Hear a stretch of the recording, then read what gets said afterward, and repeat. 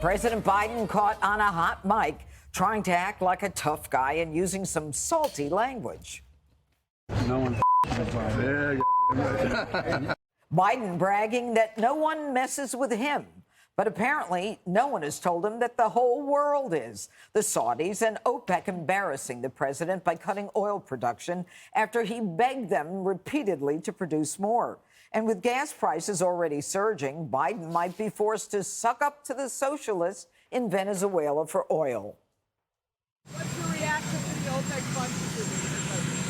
disappointment, and we're looking at what alternatives we may have. There's a lot of alternatives. We haven't made up our mind yet. House Minority Leader Kevin McCarthy perfectly summing up Biden's war on American energy. Think of what he did on the very first day, ending an American pipeline, stopping leases. He's made us dependent upon Russia, Saudi Arabia, and now Venezuela. He hates American oil-filled workers so much that he'll never turn to us. You know, the amazing part of all of this is that there is the ability for America, Jesse, to pump our own oil. And yet the president prefers to seek it from socialists, go on bended knee to the Saudis and OPEC. Why? Because if you listen to his answer, it's always the same. We haven't made up our mind yet.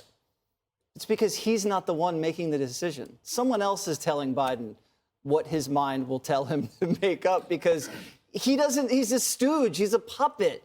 We're not getting oil from Venezuela. That economy is collapsing. Their infrastructure is crumbling. That's a long-term play. I would argue that the stairs of Air Force One effed with Biden, and the bike, just to be accurate there. He reminds me of the guy, and I know Greg, and I know Harold know people like this.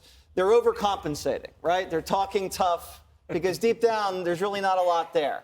I can do more push-ups than you. Or I graduated with honors. No, you didn't. You basically were last in your class. He feels that way because he feels like he's untouchable, because he's got the CIA and the FBI and the big media behind him. But even sometimes made men get taken out. And I think that's what's starting to happen. If you see high gas prices, stock market correction, open borders, crime wave, inflation, this guy is teetering on the brink of epic collapse, and I think everybody sees the writing on the wall.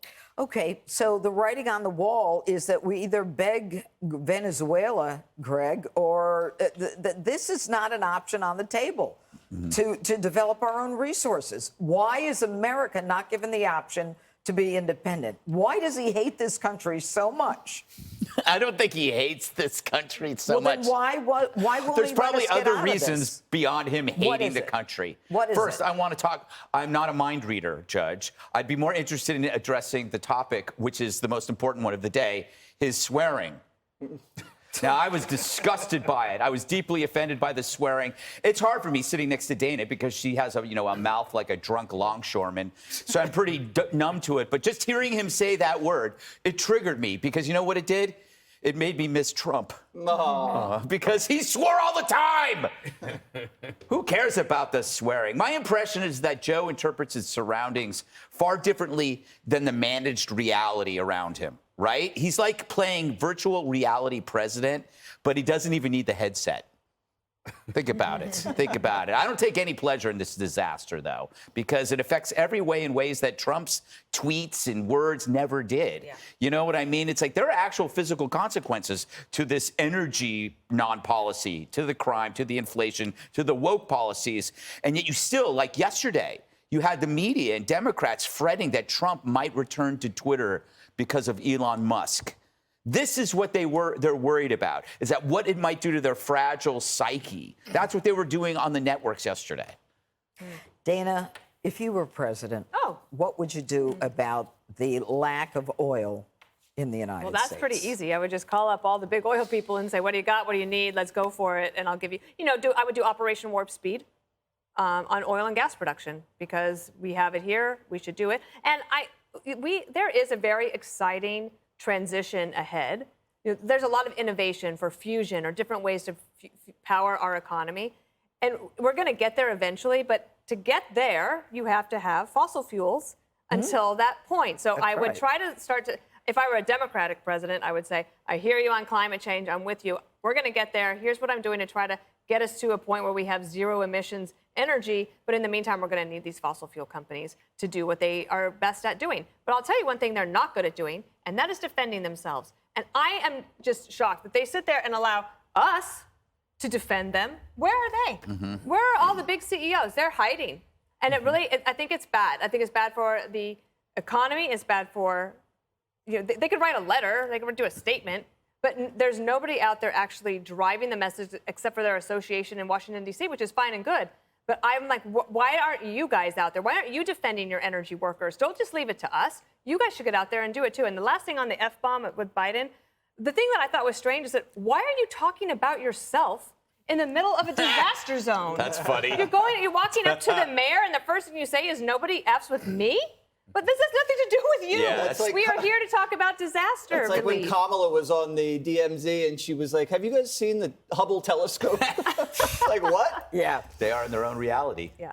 So what do we do about the oil? This is a national security issue. And when we think about reducing our dependence on overseas suppliers, whether it's to make soap, pharmaceutical drugs, energy is the key to national security around the globe. We've spent almost $100 billion in Ukraine, I think rightly so, helping the Ukrainians defend themselves against Putin for literally a singular reason, energy. Putin has got his leverage because of energy. Climate activists and Democrats who, as Dana, I think rightly said, want to transition to more efficient ways for energy to be used, be it green, solar. We have to understand, you can't ride on an airplane, you can't farm, you can't produce concrete, you can't do basic manufacturing without fossil fuels. We are kidding ourselves if we don't make the kinds of investments, and we have the capacity and ability to do so. I think President Biden, he seems rhetorically getting ready to get there sooner. I listened to some in administration on some of the rival networks this morning talk about where we are. We need to be saying exactly what's being said on this show. Let's drill. Let's continue to invest in green energy platforms. Let's invest in ways to make solar panels, because I don't want 5 years from now for us to be dependent on China for solar panels. Right. I don't want 5 years from now for us to be dependent on China for batteries. And it takes energy to do this as well. And all the above strategy is what's needed. It's not any embarrassment at all for us to say we need to do this. Let's get to it sooner rather than later. In the United States. Only in the United States. Up next, as crime explodes in liberal cities, the squad has no remorse whatsoever in pushing their dangerous defund the police nonsense. Hi, everyone. I'm Brian Kilmeade. I want you to do me a favor. I want you to click to subscribe to the Fox News YouTube page. This is the only way that I know for sure that you're not going to miss any great commentary, any great news bites, any great interviews coming your way on Fox. You can get it all here on YouTube. So subscribe right now.